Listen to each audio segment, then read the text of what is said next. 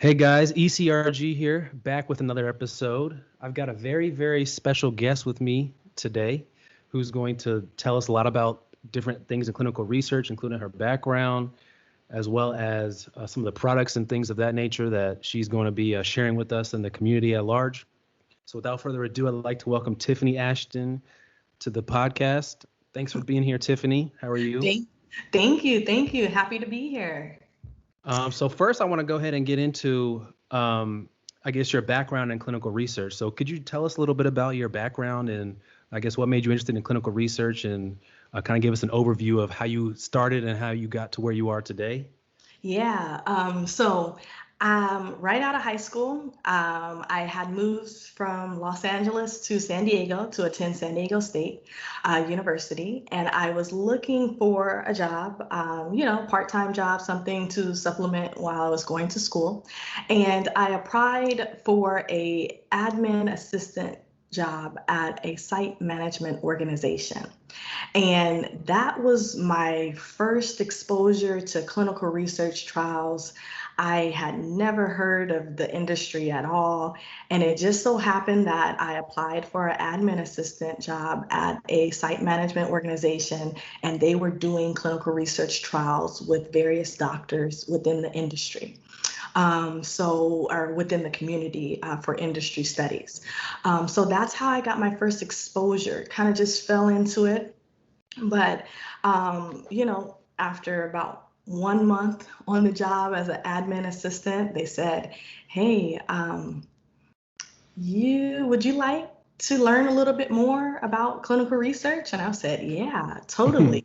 And so, I was so intrigued because I really enjoyed the patient interaction. I saw the study coordinators going in and out of the doors, and they would actually travel from our main center and go to the doctor's offices. So the doctors would be conducting research Hmm. outside of their primary practice. And so I saw them hustling and bustling, every day. And I was like, oh man, I'm missing out on the fun here.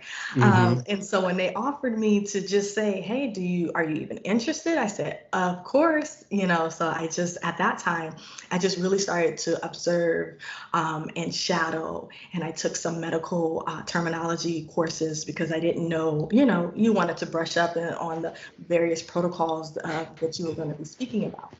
So I shadowed anywhere from 3 to 6 months, just learning about the clinical research process. Attended pre-study visit where the sites were being, reviewed and toured to see if they would be selected for the study. Sat in on SIVs, just really took it all in. And so that's how I got my start. Eventually I was given a small study as a clinical research coordinator, and I ended up doing coordinating for about 4 years while I, pursued my degree, my undergraduate.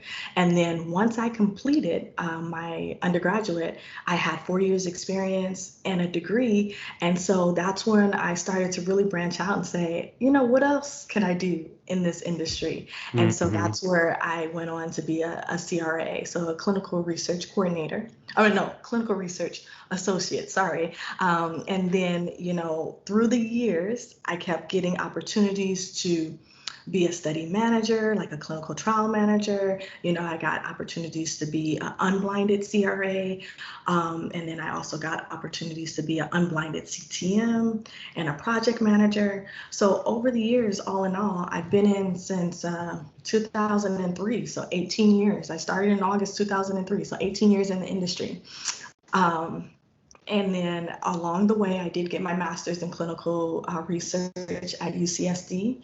And so, I just kept building on my foundation, taking oncology trials, global trials, working with, teams all over the world, phase 1 through 4, just really soaking in the knowledge wherever I went so I can continue to build upon what I know about the industry.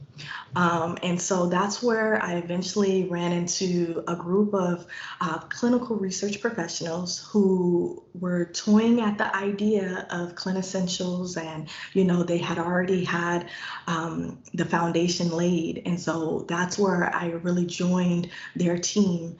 First started off as a service manager. And then I have progressed to the director of operations here. And I work very closely with our sales and our business development team. And then on the other arm, we also do training and educational pieces for those within the industry that are looking for to have questions on career progression, have questions on how do I become a CRC to begin with, just all of the questions that we see within the industry, just really being a resource to help those as they kind of get their feet wet and just kind of navigate through. Okay. That was a very good and thorough explanation. Before we get further into the work you're doing now, Yeah. I do want to go back because we do have a lot of people who are just getting interested in clinical research. Maybe they, just heard about it from my channel or, on YouTube or on Google or something like that, and just trying to get their foot in the door. And you mentioned something very interesting. You went from a clinical research coordinator to a CRA, and you were working at the site level at that time. How did you make that transition? Great question. Great question. It's all about networking, and it's about the experience, and it's about the desire to even be in that level, because there's great study coordinators that prefer to stay as a study coordinator. And then there's others that like and are intrigued to be in the CRA space. As a CRA, you work, when you're not in your home office, you're traveling, you're on the road. You're in one state to another, maybe in the same week in 2 or 3 states. So if that's something that intrigues you and you're okay with, then that's a good career progression. And where I was in my life at that time, it was the next step because, newly graduated from, San Diego State University, the experience, I wanted to see the world, and that was the opportunity to really start seeing. I traveled all over for, on behalf of the company, but you do get to see different cities and meet new people, try different foods. So that was something that really intrigued me, and, something that was really like the next progression because I love to travel. Right. One of my goals is to see all 50 states. Yes. So I don't think there's a better role that I can think of where you can actually accomplish that than CRA, right? Exactly. I mean, there was that one time I was like, man, okay, I don't need any more investigators meetings in Chicago or Florida because I need to be able to go to some other states because those are some of the hub places where they always want to have investigators meeting. But yeah, I did get pretty close. I don't know if I got to all 50, but I probably got to about 25. And at one point I had Hawaii as a territory. So I was in Hawaii so much. I didn't go to Hawaii. Wow. I'm over Hawaii because I was in Hawaii so much. I feel that. Yeah. I had a site in San Juan, Puerto Rico for a while. And so I was really enjoying that to the max. Like I would stay extra all the entire weekend and, come back Sunday night. Exactly. Yeah. There's some perks to it. You speak to your manager, you say, hey, I want to just extend my stay. I'll cover the extra hotel, rent a car, things on my own. And usually they're agreeable to it as long as there's no study deliverables and you can, ensure that you pay that half, that extra that you're staying. It's a great opportunity. I used to, if there was a family, make sure I had a dinner with family or, something like that. When I came in, would keep my expenses separate, of course, but just, opportunity. You're in Denver. And so, let's see my family while I'm here. So it's a lot of perks to that CRA traveling. Yep. Couldn't agree further. Exactly. So yeah, you started all the way down as an assistant that was part-time when you were in high school, right? Is that what you said, or was that college? No, it was college. So it was an admin assistant. As soon as like that was my first real job out of high school. So it was, you know how you graduate high school in May and then you start college in August? That's Right. when I started as an admin assistant. So right between that two. Okay, so one thing that we always tell people on the podcast and the channel is get experience however you can, because Exactly. you Yes. even mentioned, and I don't know if people are going to pick up on this, but you waited a while to get your master's. You didn't go get your master's immediately, um, Exactly. because this is really a experience-based industry. Oh, Uh, 100%. 100%. so, Yeah. people ask all the time, what kind of certifications or degrees should I get to get in this industry? I always tell them, get the experience first and worry about that stuff later. Exactly. Yeah, So 100%. in that same vein, how can people go out and get that kind of assistant, that clinical research assistant type role, in your opinion, to kind of give them a little bit of experience before they apply on to something bigger and better? Yeah. So you want to start those conversations. So you first, if you're in, let's just say you're in Arizona, you want to go and you want to find the clinical research centers in Arizona near you. Speak to those site directors, speak to a lead study coordinator, express your interest in learning more about clinical research, and see if they will give you an opportunity to do 5 or so hours a week, helping with chart review or, organizing lab kits or organizing, creating source folders or anything like that. Just ask, start the conversation, ask. There's so many things that we do on a day-to-day basis, especially on a site level, that if someone had came to me and said, hey, I'll just organize your lab kits, I would say, when can you start? And Exactly, that's exactly. your way in. That's your way in. And then you, from there, you say, well, I would be interested in learning a little bit more about how you recruit for patients. And then you just continue to span, it's like water, one drop, and then it just spreads out. You just get Hmm. in and you just kind of spread out and just learn all you can. There's nothing there's nothing that that should be beneath you. You should just say, hey, I'm willing, I'm open to learning, because 2-3 months from now, if there's an opening or they get a new study and they say, hey, we need another assistant, they're going to look to you because you've been there, the processes, so that's a easier way to get a job because you've been there and they know you, they know your work ethic. So you gotta, those are some of the starting points there. Right. All right. Thank you for that. Those gems right there for the audience. Yeah. Um, so after you did the CRC thing, you went on to do CRA, and then after Mm-hmm. you did CRA for a while, you then went on to do project management. Mm-hmm. What interested you about making that transition from really the clinical side to project management? Because I started on the project management side actually, and then I went to CRA, but I got my start on the project management side.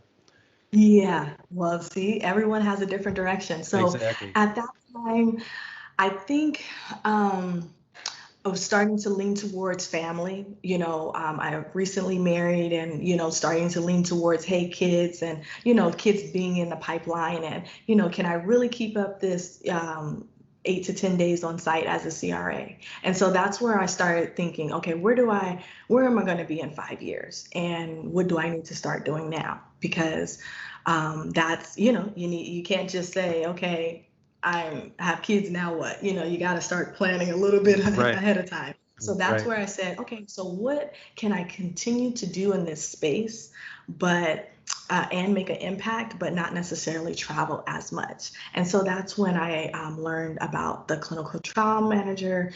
Sometimes it's interchangeably used as project manager. It just really depends on the company. Right. But that's when I got my first exposure. And again, with that one, I came in as an in-house CRA. And so they were looking for an in-house CRA. So someone who wasn't traveling, but traveling a little bit, but not as much as, the CRAs that are on the road, 8 to 10 days per month. So they were Right. looking for an in-house CRA. And after, again, 3 to 4 months, they were like, would you be interested in managing this project. It's a phase 4 study. It's observational. It's not as intense as a phase 1. Wow. And so, and so that's when I said, yeah, and okay. And so it was a lot of these things too are you have your SOPs and then it's on the job learning. It's figuring it out, kind of, you don't want to make too many major mistakes, but it's the SOPs following the protocol. But some of this is just on the job learning, asking your colleagues, pulling from past experiences. So I was able to attend to that role, that clinical trial manager. I had to plan an investigators meeting, and I was like, plan an investigators meeting? And I was like, okay. But then I was like, but you've attended 15 of them, so let's just flip it around. Okay, if you're not an attendee and you're planning it, what do you need to do? So there's a lot of things that you'll get in your experience as a study coordinator or even a CRA that you wouldn't think that would not transfer. They do transfer. You just have to look at it from a different perspective. So look at it from top down versus going up. So you just have to you can do it with the skill set and the eagerness to learn. Right. Yeah, very, very good information there. So with your time as a project manager, well, I guess one thing I want to unpack there is you started out as an in-house CRA at that company, but you already had previous CRA experience at that time. So it's not like you started as an in-house CRA, then moved to project manager. Yeah, no. Now, was this company like a very large company, or was it a small company? No. Because typically they give you those opportunities at smaller companies where you can just move like that. Right on. It was a small biotech in San Diego. San Diego is a big hub for biotech companies. There's so many biotech companies out there. Opportunity, there's not a lot of more steps than you would see as a CRO.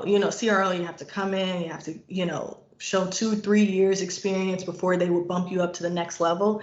At a small biotech, if you can show that you can do it, you may be bumped up within less than a year, but it's your work ethic, your eagerness, your collaboration. They're not just going to just do it for anyone, but if they can see a shining light out of you, they're like, okay, yeah, this is a good one to keep, and let's see how we can continue to promote within. So yes, those small biotechs are excellent opportunities to advance to project manager sooner than you would probably at a CRO. Right. Would you say that's true for like many positions? Like even if someone wants to go from like an in-house CRA to a field monitor CRA, you think those opportunities are there at smaller biotechs too? Yeah, exactly. 100%. The smaller, because you have to think, I think our clinical department was 17 people and we had 10 studies going on, but we had that 17 people was made up of DM and, the stats group and the medical monitor. So there weren't a lot of roles to do project manager or CRAs. So there's a lot of opportunity at these small biotechs because it's a small group, and so they're like, okay, what other skill set may you have? Are you interested? Okay, let's make sure you're trained. And yes, you want to be a CRA? You could go for it because it's not a big team to pull from to begin with. Right. It sounds like I've heard, I've never worked for a small biotech, but I've heard it's like, there's great opportunities, like you said, and you can wear many hats typically with lots of different experiences all around. Exactly. I mean, I literally got exposure to DM, like data management and building the database during that time. I got experience. I worked very closely with the medical monitor where, in a bigger company, I may never interact with the medical monitor in the same conference room, almost every other meeting, so there's a lot of exposure and you are definitely able to wear multiple hats. And if you're interested in other roles, voice that to your manager so they can know, so they can look for opportunities that you may not even see. They may know of a study coming up down the pipeline that they want you to head because you voiced that. I would love to be a project manager, or I love to be a clinical trial manager. So you have to speak to your managers and, just let them know. Yep. Okay. That's good to know. So for all you guys listening out there, go check out those small biotechs. Hmm. Is there a place they can look, or should they just Google small biotechs that you can kind of think of? Are there ones that they should be looking out for? Well, see, let's just say San Diego, for example. If you just put biotech companies in San Diego on Hmm. Google, there's going to be a list, and it may take you to CenterWatch, or it may take you to another site that has correlated them all into one site. And so that's a good place to start. Yep. But just some quick searches.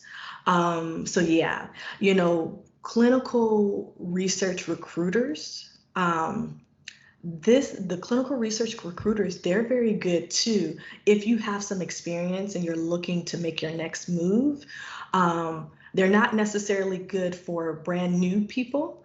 Like if you're just starting off as a CTM and you don't have any CTM experience, the clinical research recruiters, they may not be able to help you. But if you have 5 years or 3 years or 2 years of clinical trial management experience, or even a CRA, 2 or 3 years, they're a good resource, because they are in contact with companies. Sometimes they'll call me and say, I got a job with Sunshine Pharmaceuticals. And I'm like, Sunshine Pharmaceuticals? I've never even heard Yeah. of it. They have a network of people that you've never even heard of. So it's Right. good to get on their list. But those are for the more experienced people that are looking, for other options outside of these bigger companies. That's a clinical research recruiters are good to connect with. Okay, that's good information. That's good information. Yeah. No, this is awesome because we rarely talk about those smaller biotechs. I mention them from time to time, Hmm. but I haven't really talked to someone who's actually worked for them yet on the channel. Hmm. So this is awesome. Perfect. Good. Um, so after you did project manager, then Hmm. then what'd you do next after that? That was my first exposure to CROs. And I wanted to get the CRO experience because I've heard you got to get CRO experience. And I'm like, CRO experience, like I got sponsor, I got site, so it was just natural progression. You hear, you got to get CRO experience. Okay, let me go and get CRO experience. So that's where I've spent probably the last uh, 10 years in CRO world. From time to time it will be back with a small sponsor, but CRO world is where I spent. But that's not where you have to stay, or and you can come in, come out. There always will be CROs, but if you get that opportunity to be at a small biotech or a pharmaceutical company and you love it, stay there. Hmm. That's perfectly okay too. Okay. And so another thing I found interesting that you mentioned is it sounds like you did all of this career progressing in San Diego. Hmm. Can you speak a little bit to I guess the job opportunities available for people in San Diego? Because my understanding is that's one of the hot spots for clinical research in general, all over the When I say country. when I say hot, it's hot, and that's why I Yeah. say biotechs. That's the biotech hub. There's so many biotechs out there. It's all in California. It's not necessarily in San Diego. There's a lot in San Francisco area as well. Just California as a whole has a lot of companies. A lot of companies. I think I found out about 3 new companies in California just in the last month, and I was like, really? I didn't even know that. And as I Wow. say, you have to, just put in some of those keywords, and you'll start to see. You may not even realize. I know in San Diego, where was I? Can't remember the area, but there's like a hub. Oh man, I lost my freeways and everything like that because it's been about 7 years that I've been in Texas. But yeah, I can't remember it's probably. Mm, I think it's off the 405, it's the 5 freeway where it splits off into the 405. That's a area that's like a biotech hub out there. Encinitas, something like that. It's a biotech hub, and you'll be surprised. All of those office buildings, pharmaceutical companies all throughout. So that's a good resource, but it's not the only one, because if you go to the East Coast, there's a lot of pharmaceutical companies on that side, more bigger pharmaceutical companies, but California is a hub for biotech for sure. Okay. Yeah. So typically when I talk about hubs, and let me know if I'm missing any, I talk San Diego, LA, Raleigh, Durham, and North Carolina. And then you've got up northeast, you got all the pharmaceutical companies. So I'm talking New Jersey and like Mm-hmm. Connecticut area. Those are the giant hubs that I know of. Are there any other ones that you know of? Pennsylvania, like Philly, outside of Philly, Hmm. is another good one. I mean, I've been to a couple corporate offices out there, but I think you hit the main ones. Oh, Boston, Massachusetts. I Yep. forgot about that. Boston, Yep. Yep. Massachusetts. That's another big one, especially for biotechs. Yes, I forgot about.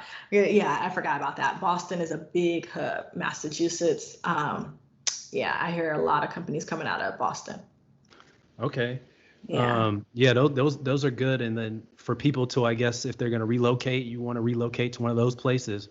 I'm partial to Raleigh, Durham, just because the cost of living is very, very low Yeah. by comparison. Texas. But you know, go where you feel like it. Yeah, exactly. Yeah, Texas is a very good cost of living as well. And I when I moved from San Diego to Texas, I kept my same job. I didn't even have to change because I was a CRA at that time, and you're remote. So I just told my manager, "Hey, I'm moving over here," and they said, "Okay." And that There was you it. go. And now my hub was out of George International instead of San Diego. So it can be as simple as that. You don't necessarily need to get a new job too. You could just speak to your manager about it as well. Yep. Now, I've had a couple people email in over the years from Texas. Hmm. I found Texas can be kind of hard Hmm. um, to find clinical research jobs. What do you Hmm. think? What do you think about that? Just depends on where you're at. Dallas and Dallas or Houston, Houston? really big. Those are really big hubs. I remember being a CRA and I didn't even have to travel because I had enough sites within driving distance between Houston and Dallas, and I Oh think I wow. had to go to Oklahoma. There's tons of research sites in Houston and Dallas. I don't know as many in Austin and San Antonio, but Houston and Dallas, yeah, there's tons. It's tons. What? I didn't even have to get on the plane.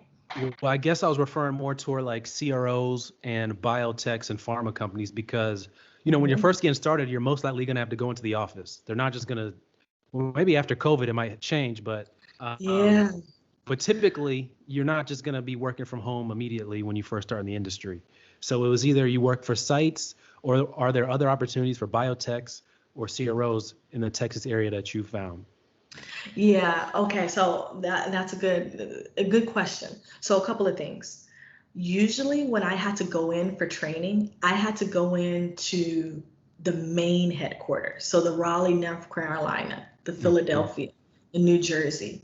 It wasn't, I could have been associated with this local like division, in wherever I was. But they usually, when they send you to like an onboarding training, they usually send you to the main headquarters, and Right. those main headquarters are back east.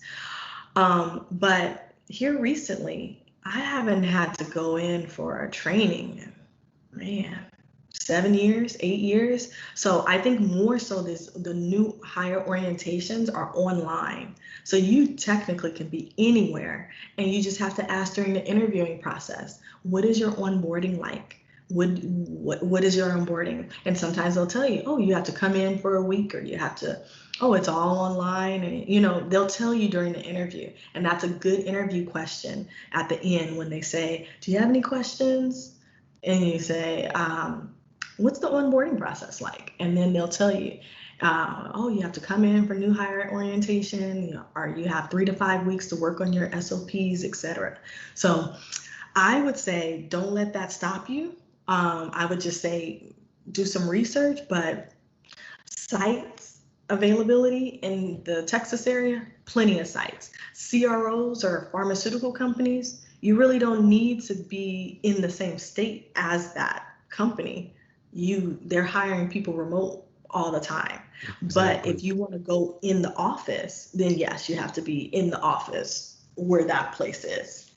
Yeah, I think COVID has probably changed that a little bit. Because it used to be Exactly. you had to be, especially for your first job. I mean, Yeah. clinical trial assistant, Mhm. zero months of experience. They want you kind of near the Oh yeah. office.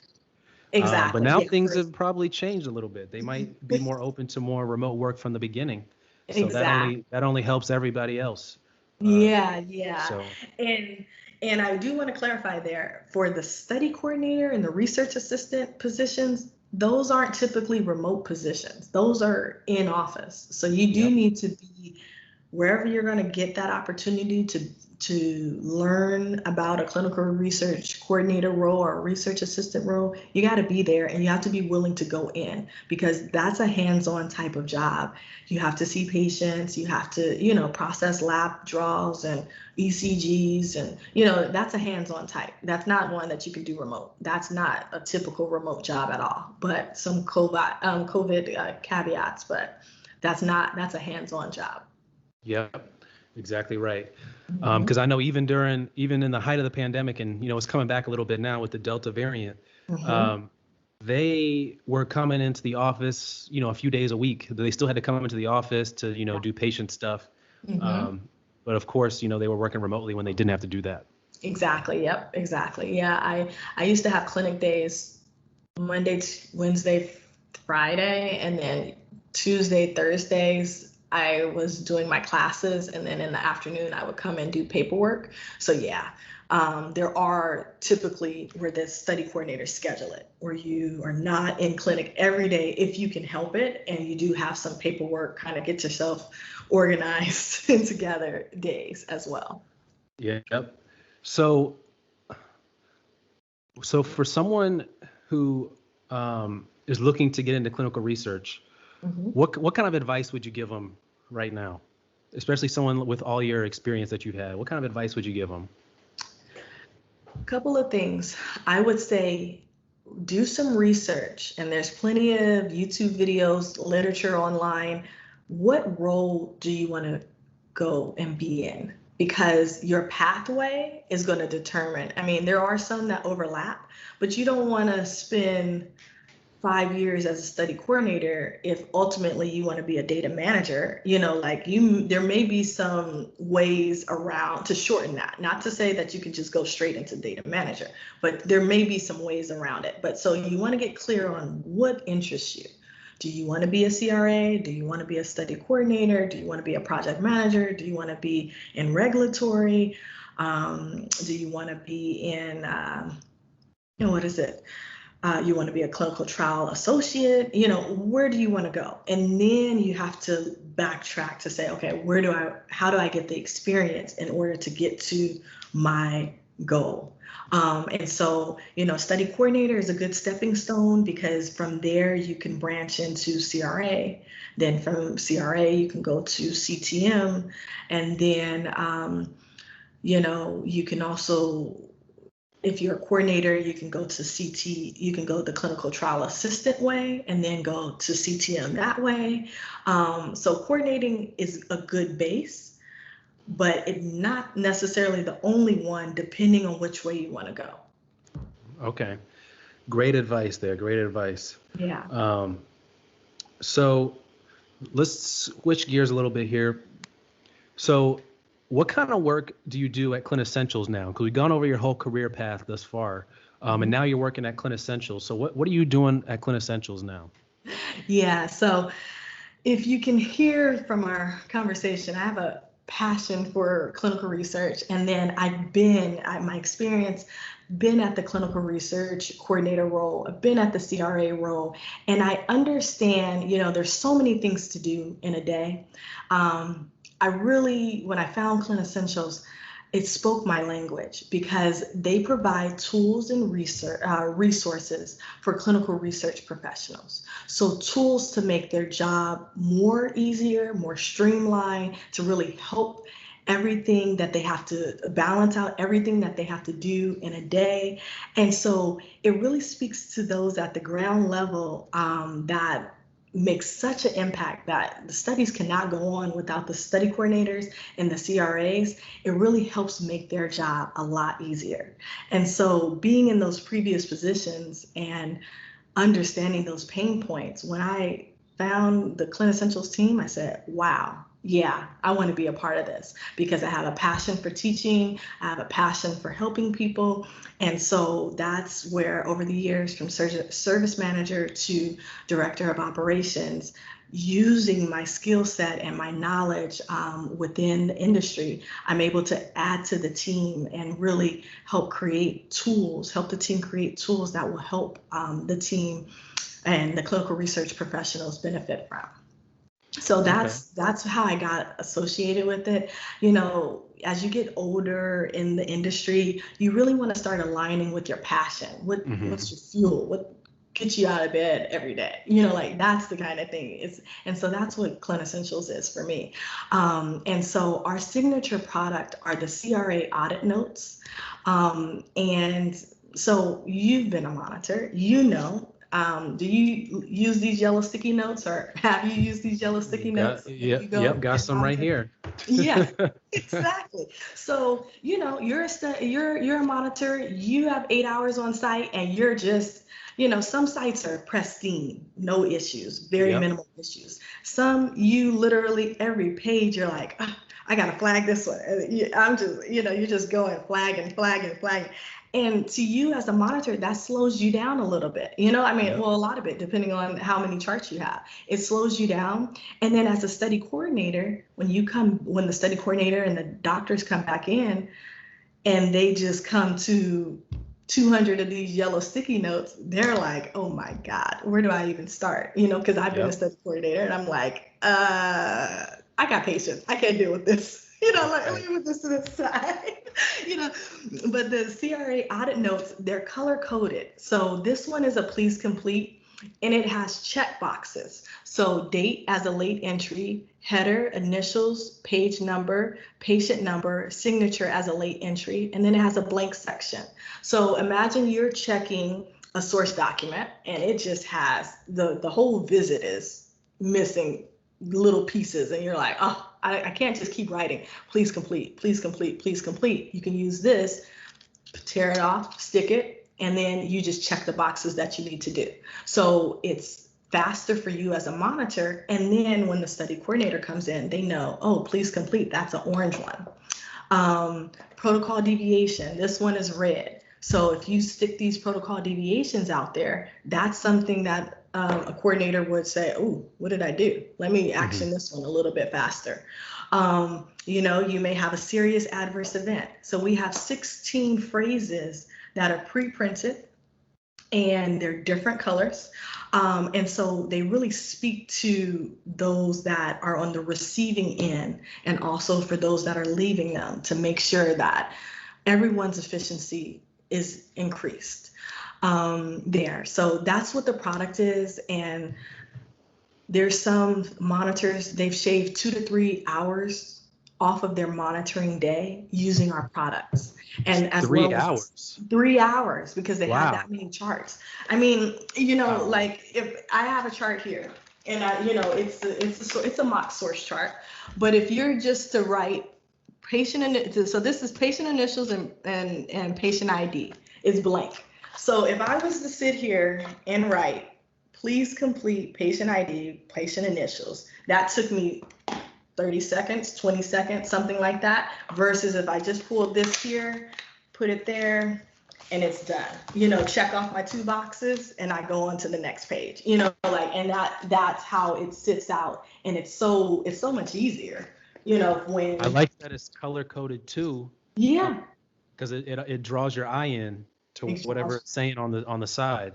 Exactly. And it sticks out like this. Now look at this yellow sticky note. If you wrote on this yellow sticky note and there's nothing, you know, you might have a million of these little yellow sticky notes. You have to literally open it up to say, oh, okay, I got to please complete. Versus this, you're able to say, oh, it's orange, that's a please complete. And so that's what's helpful. It seems so small, but in the grand scheme of things, when you're going through, you have 8 hours on site. They just told you about an SAE. The IP had a temperature excursion last week, and you got to it's so many things going on. You're like, I can't be writing these sticky notes. Right. I can't be writing the same thing. I need something to help me. And so that's why the clinical research professionals within Clinicentials created the product. And it's genius, actually. A lot of people are like, wow, why did I think of that? Yes, it seems like once you start using it, it's hard to go back, right? It's hard to see a yellow sticky note after. It's like, you sure? It's like leaving your pen out of your work bag. It's something so essential now. It's like, I got to do this monitoring visit without these. Dang, Right. man. So so you've got 16 different kinds of those. Mhm. Um, now, how do people buy it? You just buy all 16, or do you just buy a No. pack, or they all come together, or how does it work? So a few, you can buy them individually. You can buy a 4-pack. You can buy all 16.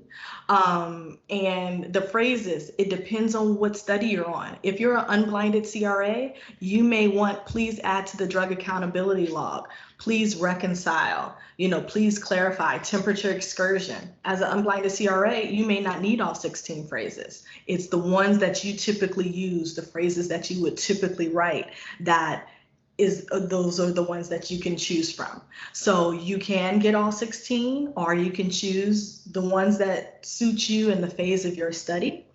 And our sites, we have these, it's called the CRA Audit Notes Bundle and Acrylic Holder. So if you can see, and it might be a little glare, but there you have these holders that hold all 16 of them. This is 8 in here, so you get 2 of them, and all of our sites actually put them in their monitoring space. So if their monitor comes in with these yellow sticky notes, they're saying, I would actually like if you use our audit notes, because it's going to help us at the end of the day. So some of the sites are requesting that their monitors actually use them if their monitors don't come in with it. And that's Interesting. because the takeaway, for the study coordinators, there's an opportunity for retraining. Like, say for instance, there's a lead study coordinator and they come and they see another study coordinators, they have a lot of protocol deviations. They can say, okay, maybe I need to sit and spend some time on whatever is causing the protocol deviations. It's also helpful for the doctor.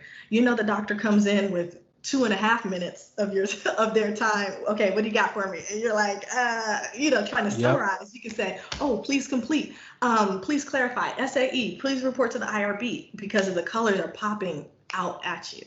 And so you don't have to say, oh, you know what? Let me see what I have for you. Because I've been there. I said, I don't, I think everything was pretty good, and then I'm like, oh, and then I saw after he leaves, I'm like, oh, shoot, I forgot about that SAE, and I had to go find him. So, you guys had an SAE, and that's because it's just so many things swirling around in your mind. And when they come in, you got to have your elevator conversation for your investigators. Yep.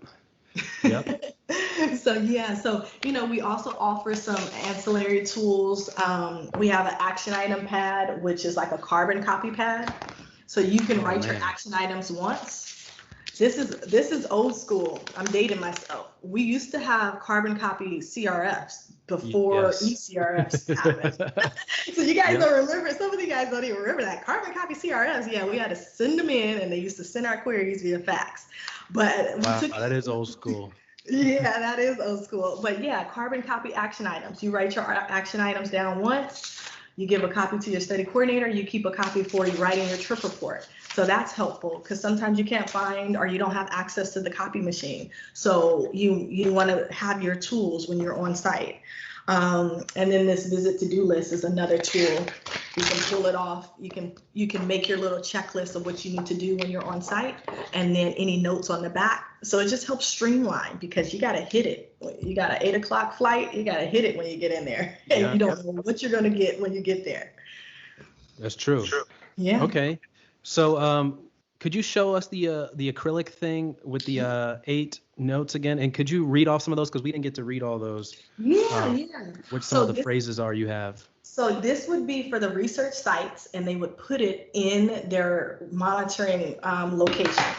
And so it would look, they could sit it like this, and then this is where the monitors would come and see.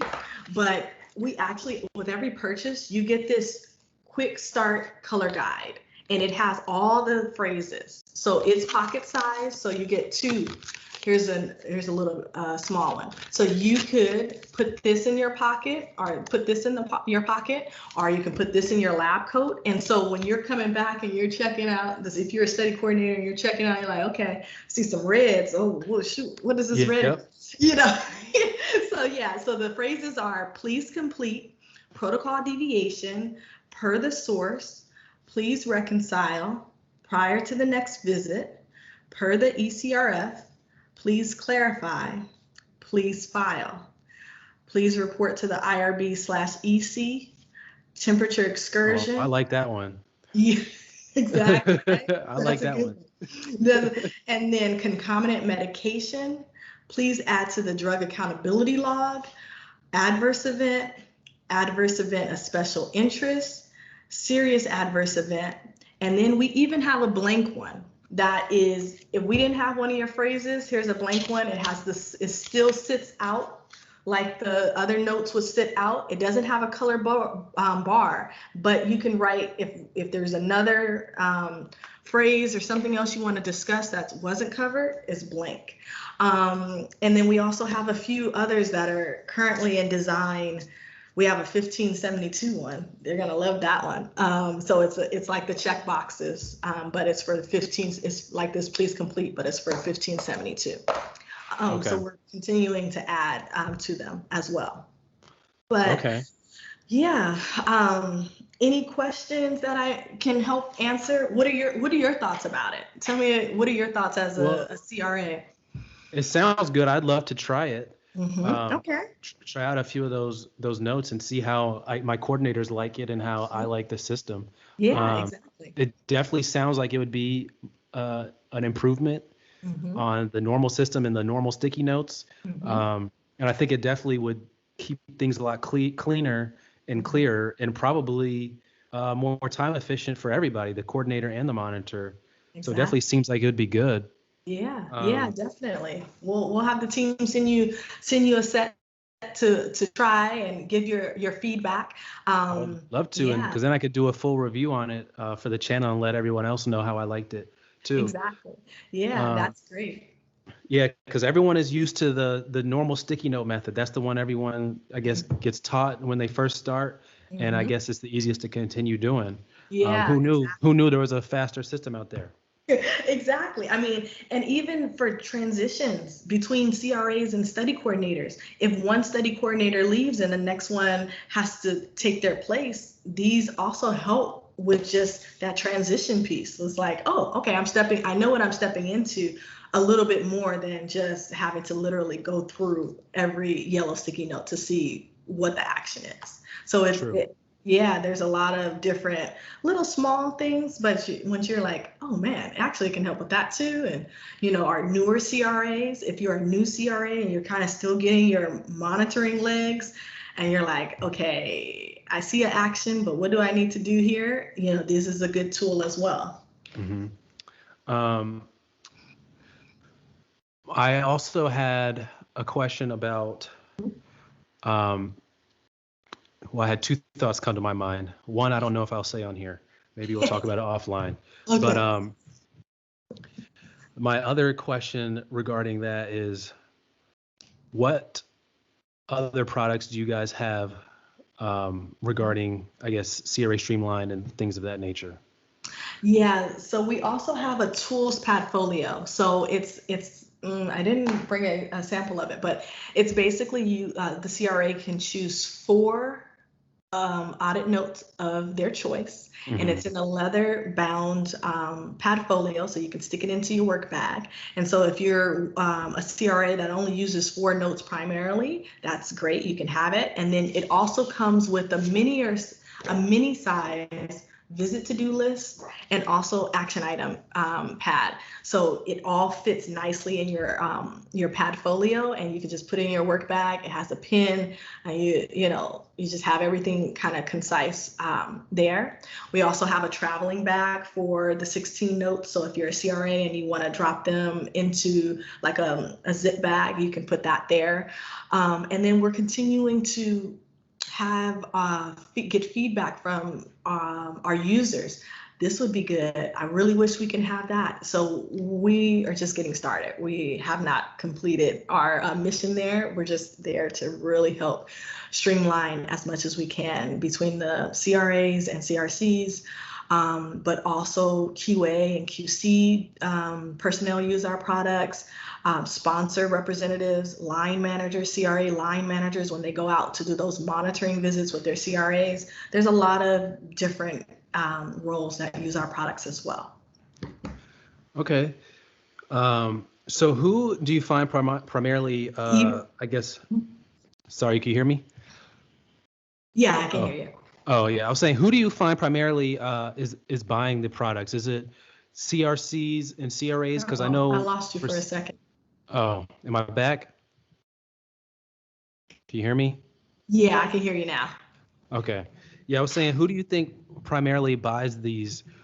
Because I know for CRAs, we get it's kind of like an unspoken rule, but we obviously get a budget for materials and stuff like that, like pens and sticky notes and paper and anything a CRA might need. So it's obviously not coming out of our pocket to buy those products. It's coming out the budget or whatever. But for CRC, I wonder, do they have the same type of thing? So they can buy it too, or? Yeah, so great question. So for sites, they have their site budgets. So the budgets that they outline how much they're going to get paid for every visit, for every patient that gets enrolled in the study, for screen failures. And then they also have other additional line items. So they have, study overhead. They may have a line item for startup fee, study supplies. And so that's really where our sites usually apply our products to, their budgets for study supplies within the contracts for the studies that they're doing on the there. So it wouldn't be it could be an upfront and you get paid, reimbursed back, but it ultimately can be applied to that study budget, study supply budget for the sites. And then for CRA, same. You usually get $50, $100 for supplies every month or every quarter, and that's where you can use your budget to purchase the Clinicentials products. But we are also working with sponsors and CROs who are using our products for either a subset of their team or for their wider team. So then it's the sponsor or the CRO that are purchasing our products because they see the benefit and then rolling it out to everyone on the team as well. So it just really depends. If your company has not rolled it out for you, you could inquire on if they are or when they are, or you can go ahead and purchase it out of your budget and use it as your study supply. Okay. Yeah, I definitely want to try this out. Because I think it could definitely be helpful. That's what intrigued me about having this conversation to begin with. Is I was like, because I get a lot of junk mail too from time to time and junk products, but this one would actually seem pretty legitimate. Yeah. Okay. Yeah. Well. And okay.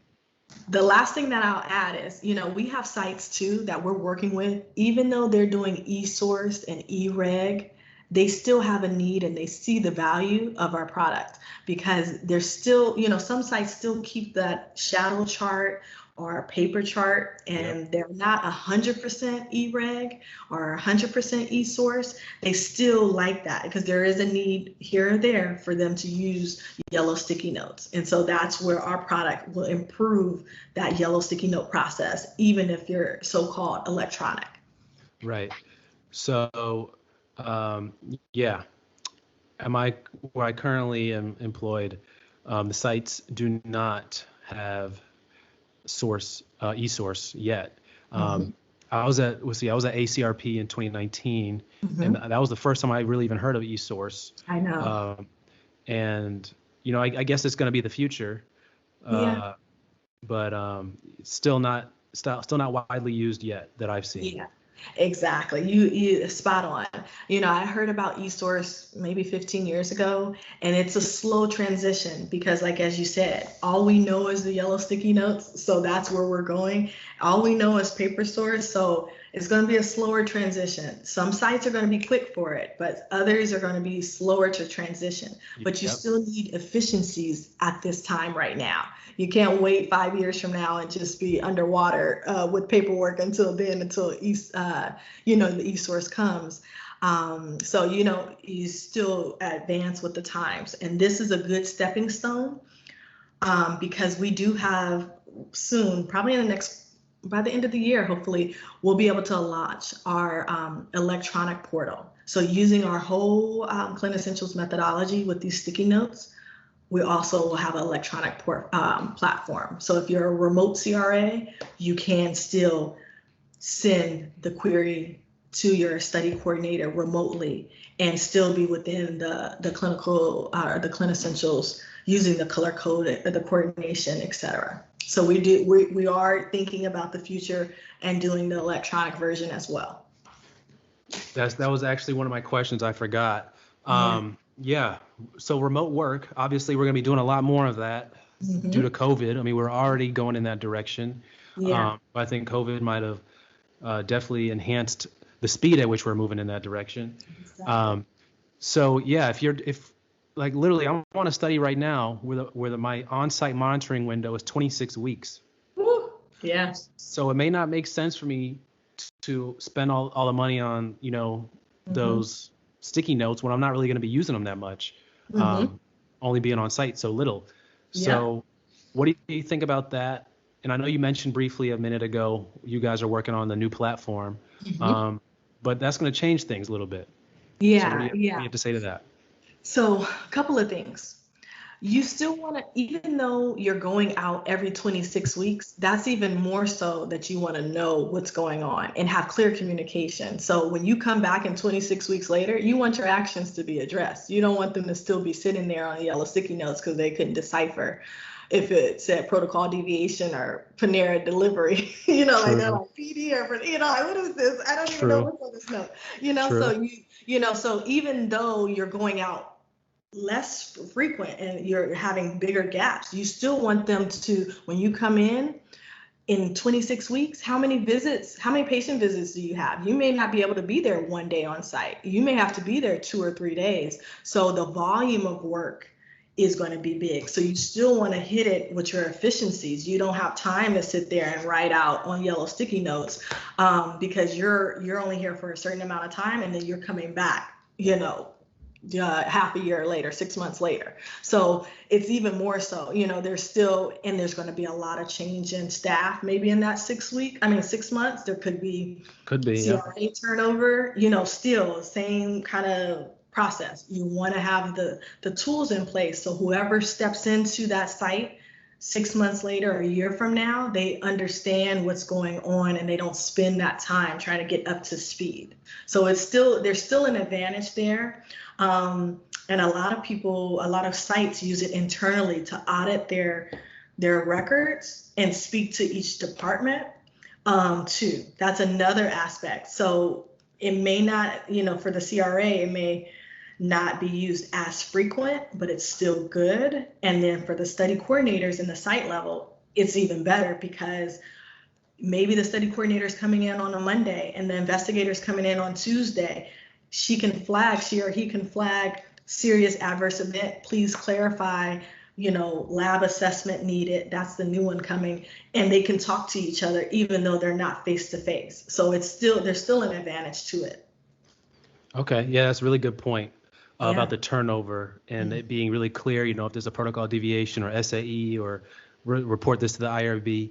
Because, in a perfect world, though, all that stuff would be action items. But, not everything can get recorded sometimes. Yeah, exactly. It's not everything. And I remember sometimes my study coordinator was so on it, she would take the binder off before I even got the chance to write down. And I was like, what did I have on there? Exactly. And then she comes back with actions and I'm like, shoot, I hope I didn't lose a note there, because I really don't know what you took, what I flagged. So, all of these things, it's just increasing efficiencies. And on each one of these notes, it has it's a done with a checkbox. So you can literally, when the study coordinator is done she can check it, she or he can check it and then put it on the source instead of, remember, we have to move it around, line through it to show that it's done. It's just very clear that this action has been completed with that done box. Excellent. Yeah. Excellent. Yeah. Okay. So that all sounds great. Mm-hmm. Where can people learn more about these products and you guys as a company? Yeah. Yeah. Can you share that information? Yeah, so they can visit us at clinessentials.com, CLIN essentials.com. So that's where we are online, as well as on the social platforms, LinkedIn, Instagram, Facebook, and then we just recently launched our YouTube channel where you'll have professionals like myself giving tips, answering questions. So I just had a video about what was it?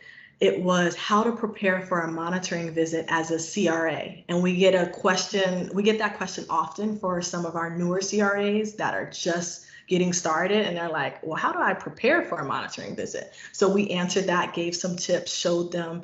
And then the next one, the next topic is going to be 8 questions to ask your study coordinator when you arrive on site as a CRA to gauge your monitoring visit. So that's the next topic on YouTube.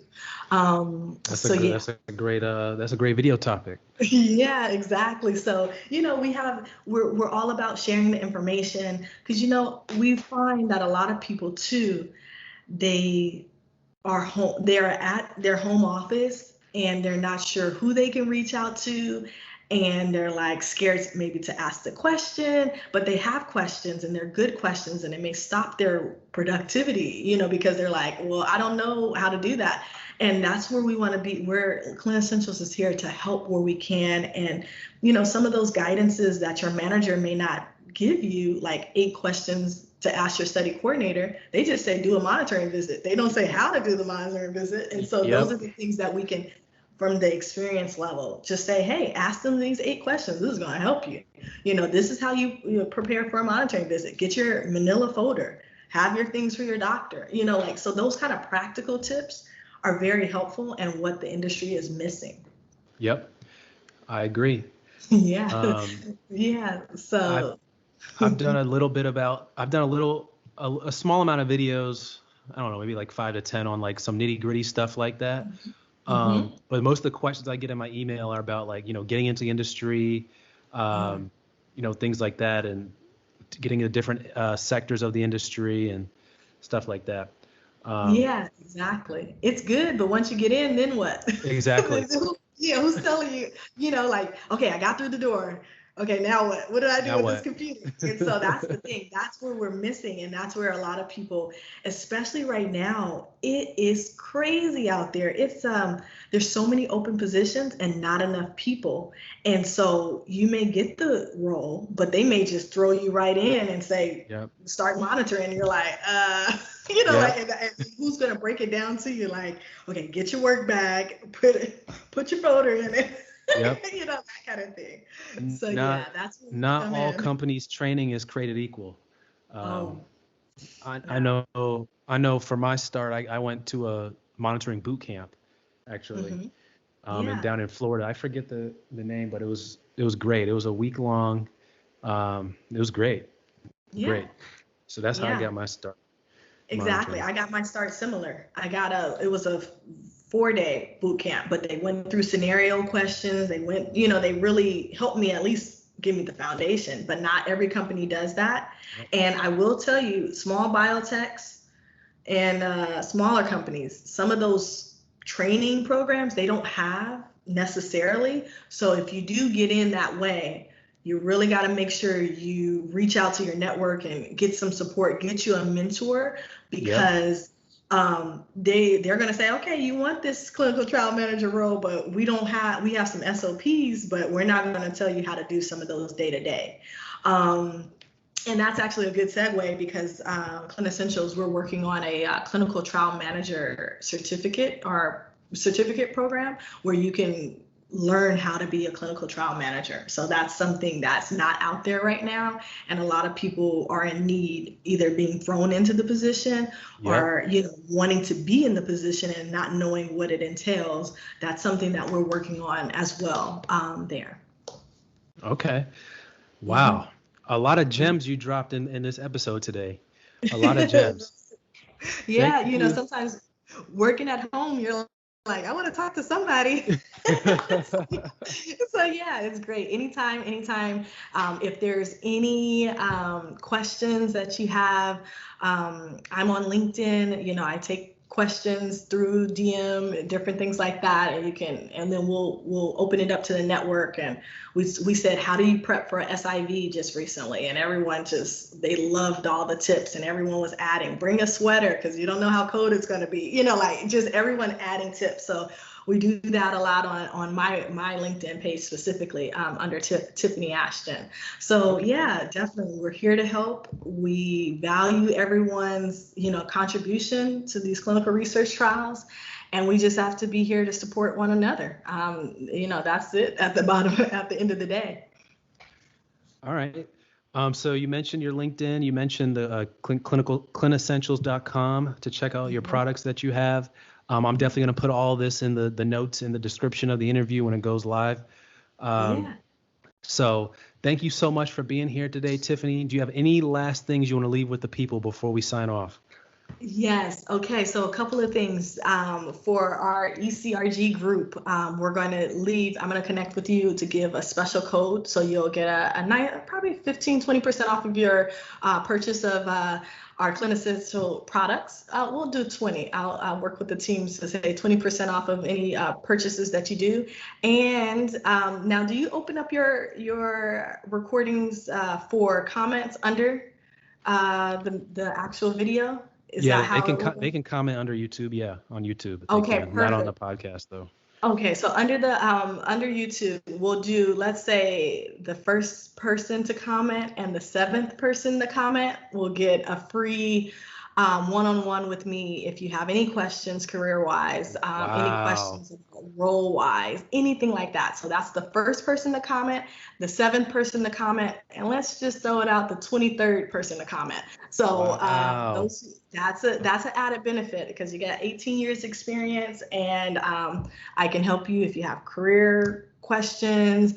I've looked at resumes. I've done, I can help. I've helped research sites say, hey, we need to get more studies, any ideas, all of those things. So that's a really good added benefit. So we're here to help and happy to assist wherever we can. Wow, Tiffany, that's very, very generous of you because, people are going to hit you up as soon as I. Yeah. So exactly. People are going to hit you up.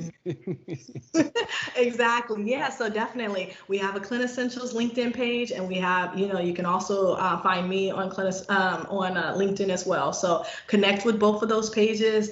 Some information that's posted on the main Clinicessentials page, I don't post, and then others is on my page. So you want to connect with both just so you can be in the know. Great tips, all the time. Well, thank you so much, Tiffany. All right. Sounds good.